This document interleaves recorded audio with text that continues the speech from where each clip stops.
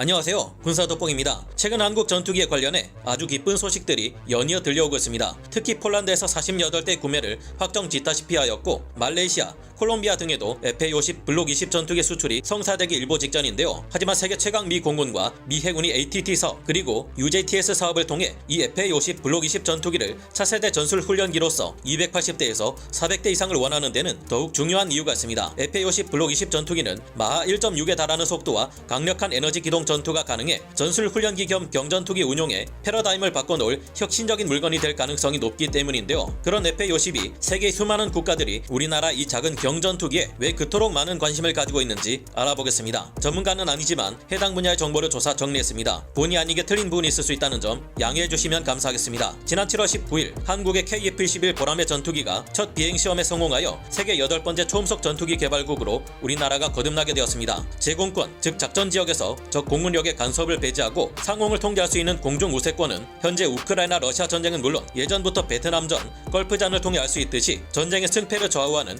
굉장히 중요한 요소로 자리 잡아왔는데요. 특히 걸프전은 현대전에서 제공권 장악이 얼마만큼 큰 영향을 주는지를 전 세계적으로 각인시키는 전쟁이었습니다. E3 공중 조기경보 통제기를 통해 이라크 공군의 움직임을 손바닥 안에서 가지고 놀며 F-14, F-15 전투기 등으로 이라크 공군을 처참히 무너뜨리고 F-117 스텔스기로 이라크 수도에 레이저 유도 폭탄을 투하하면서 미군은 이라크군을 거의 농락하다시피 했는데요. 당시 이라크는 세계 군사력 4위에 해당하는 군사 강국이었음에도 미국의 적으로서 말 그대로 아무것도 못해보고 탈탈 털려버렸습니다. 당시 미국의 적이었던 이라크군 입장에서는 제공권을 장악당하면 어떻게 되는지 가장 잘 보여주는 뼈아픈 사례로 남아있습니다. 그렇듯 공중에서의 우위가 현대전에서 무엇보다도 중요하기 때문에 값비싼 전투기 도입에 대한 많은 국가들의 고민이 이만저만이 아닐 텐데요. 우리 한국에서는 로키드 마틴과 함께 개발해 우리 공군에서 운용 중에 있으며 세계 방산무기 수출 시장에서도 크게 활약하고 있는 경전투기 FA-50이 있습니다. 이 경전투기가 최근 세계 최강 미 공군과 미 해군을 포함해 수많은 해외 국가들에게서 주목받고 있는 이유는 사실상 유일한 초음속 전술 훈련기로서 조종사들에게 최신의 전투기들에 대한 빠른 적응 능력을 갖추게 하는데 무엇보다 효과적이기 때문인데요. 항공 전문가들의 분석에 따르면 전투기에게 있어 마하 1.5에서 1.6의 속도는 굉장히 중요한 기준점으로 작용한다고 합니다. 전투기의 항공 역학적 특성 때문에 F-22A 랩터와 같은 일부 전투기들을 제외하는 나머지 대부분의 전투기들이 마하 1.6을 넘길 경우 오히려 선의 능력과 같은 기동 능력이 제한될 수 있기 때문인데요. 전투기와 전투기 간의 공중전 결과를 단순히 순간선의 능력이나 지속선의 능력과 같은 요소로 함부로 예측하기 어려운 것은 에너지 기동 전투 개념이 존재하기 때문입니다. 현대 전투기들은 강력한 추력을 내는 엔진을 탑재하고 있지만 공대공 교전에서 서로 미사를 피하기 위한 회피 기동 중 격렬한 선회를 반복하면서 속도와 에너지가 줄어들게 됩니다. 이로 인해 손실된 에너지를 회복하는 데는 어느 정도의 시간이 걸리는데요. 회피 기동을 너무 많이 해서 속도와 에너지를 잃은 상태에서는 근접 공중전에서 사용되는 AIM-9X 슈퍼 사이드와인더 단거리 공대공 미사일의 적외선 유도 방식 추적을 피하기 어려워지고 결국은 격추당할 수밖에 없습니다. 현대의 각종 전투기들은 각자 모두가 다른 항공 역학적 특성을 가지고 있으며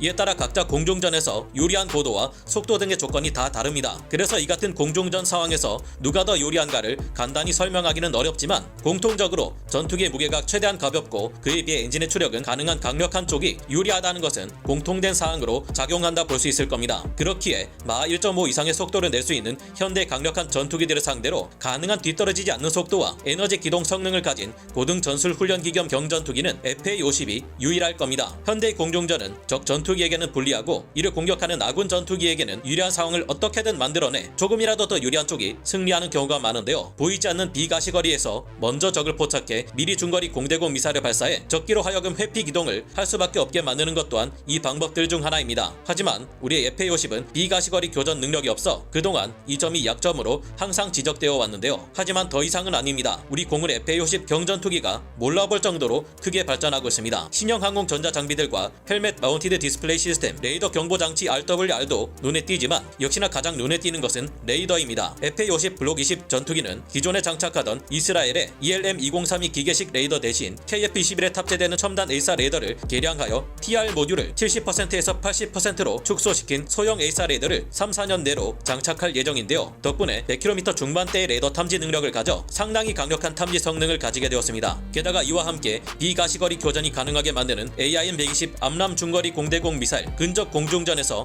격렬한 기동이 가능한 AIM-9 사이드와인더 단거리 공대공 미사일을 비롯해 경량형 장거리 공대지 미사일 혹은 공대함 미사일 등 4톤 이상의 무장 능력을 가지고도 모든 옵션 부품을 포함한 금액이 약 6천만 달러에 불과한 FA-50 개량형 버전의 때문에 세계 여러 나라에서 관심을 보이고 있는데요. 이 모델의 명칭인 FA-50 블록 20 전투기는 레이더의 도움이 없이도 적을 찾아 격추시키는 것은 물론 스텔스 전투기에 대한 대응책으로 떠오르고 있는 적외선 탐색 및 추적 장비인 IRST와 전자전 능력으로 쫓아오는 적의 공대공 미사일을 교란할 수 있는 능력까지 갖추게 됩니다. FA-50 블록 20은 정밀 폭격을 유도하는 스나이퍼 타겟팅 포드를 장착하게 되며 신형 적외선 유도 방식의 공대공 미사일과 여러 종류의 공대지 유도 폭탄까지 장착하는 것은 물론 전자전 능력까지 확보함으로써 자체 생존성을 크게 늘릴 수 있게 되었는데요. 덕분에 FA-50 블록 20 전투기는 뛰어난 가성비로 유명한 자스-39 그리펜 NG 전투기에 버금가는 강력한 전투기로서 탈바꿈하게 되었습니다. 특히 FA-50과 T-50 계열의 기체들이 더욱 주목받는 이유는 훈련기 수출 시장에서의 소요 때문입니다. 미 공군의 전술 훈련기 겸 경전투기 도입 사업인 ATT 사업에 도전하는 T-50 고등 훈련기의 파생형인 TF-50은 앞서 언급된 FA-50 블록 20이 가진 능력들을 가지고 있는 동시에 실제로 무장을 장착한 채 훈련을 수행할 수 있으며 고성능 A사 레이더와 전술 데이터 링크 및 전자전 장비를 갖추고 있는데요. 가능한 실전과 같은 훈련은 물론 유사시 실제 작전에 투입되기 위해 전자전 시스템에 보조 연료 탱크 및 공중 급유 장비까지 갖추고 있어야 한다는 요구 조건이 미 공군의 새로운 전술 훈련기인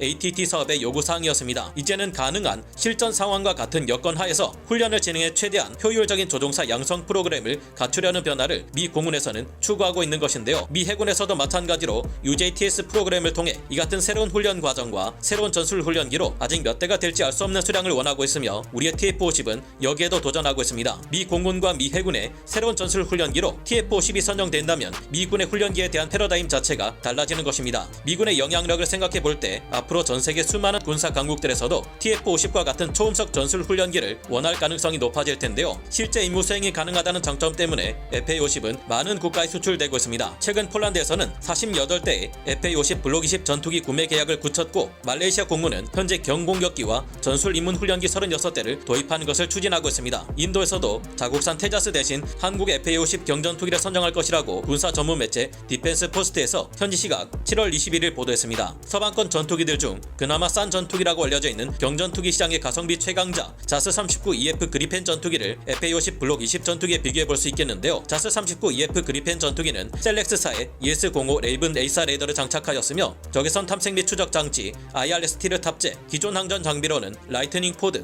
디지털 합동 정찰 포드, 모듈식 정찰 포드 시스템 등을 갖추고 있는데요. 또한 21세기 주력 전투기로서 다양한 임무에 대한 적응성과 높은 생존성, 그리고 효율적인 전투 성능과 비행 안정성을 가지며 저렴한 운용 비용을 가진 다목적 전투기로 가성비 좋은 전투기로서 평가되고 있습니다. 하지만 그럼에도 불구하고 자스-39 EF 그리펜 전투기의 프로그램 코스트는 약 1억 5천만 달러 수준으로 FA-50보다 약 2.5배 가량 비쌉니다. FA-50도 블록 20 업그레이드를 거치며 대당 금액이 다소 상승할 수밖에 없겠지만 유일한 초음속 훈련기로 사용될 수 있다는 점이 큰 장점이기 때문에 차별성을 가질 것으로 예상되는데요. 국방비 예산을 많이 쓸 수 없거나 대량으로 도입하는 국가들 입장에서는 FA-50을 선택하지 않을 만한 이유가 전혀 없다고 보여지는 건 제가 한국인이라서이기 때문만은 아닐 듯합니다. 여러분들은 어떻게 생각하시나요? FA-50의 폴란드 진출을 시작으로 유럽 시장 전역에 한국산 전투기 열풍이 불기를 기대해보며 오늘 군사 돋보기 여기서 마치겠습니다. 감사합니다. 영상을 재밌게 보셨다면 구독, 좋아요, 알림 설정 부탁드리겠습니다.